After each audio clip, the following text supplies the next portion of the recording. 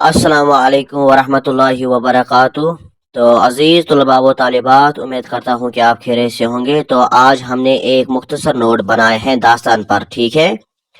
तो वीडियो को शुरू करने से पहले आप सबसे गुजारिश है कि अगर अभी तक आपने हमारी यूट्यूब चैनल को सब्सक्राइब नहीं किया है तो प्लीज़ सब्सक्राइब कीजिए और इस वीडियो को अपने दोस्तों में शेयर कीजिए, ठीक है। तो चलिए इस वीडियो को शुरू करते हैं। दास्तान उर्दू नसर की एक अहम सिनफ है। नावलों से पहले दास्तानों का रिवाज आम था। बादशाह अपने दरबार में दास्तान गो मुलाजिम रखते थे जो बाकायदा मजलिस में दास्ताने किस्सा दर किस्सा सुनाया करते थे।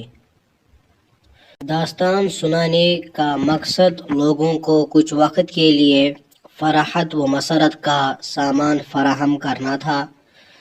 इनमें ज़्यादातर हिस्से ख्याली होते थे और माफौकुल फितरत अनासिर यानी जिन्नों, देवों और परियों के महरुल उकूल कारनामे बड़े हैरत अंगेज उसलूब में बयान किए जाते थे।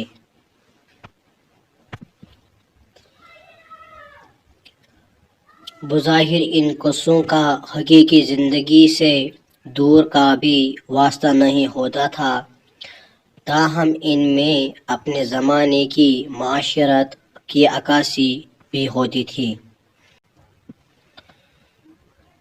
उर्दू में दास्तानों का रिवाज उस ज़माने से मिलता है जब से इसमें तसनीफ़ व तालीफ़ का सिलसिला शुरू हुआ।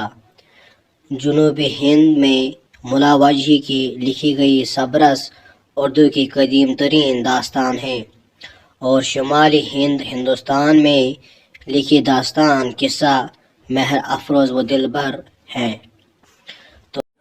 तो यहाँ पर ये नोट मुकम्मल हुआ। इंशाल्लाह मिलेंगे नेक्स्ट वीडियो में, तब तक के लिए खुदा हाफिज़। अस्सलामु अलैकुम वरहमतुल्लाहि वबरकातुहू।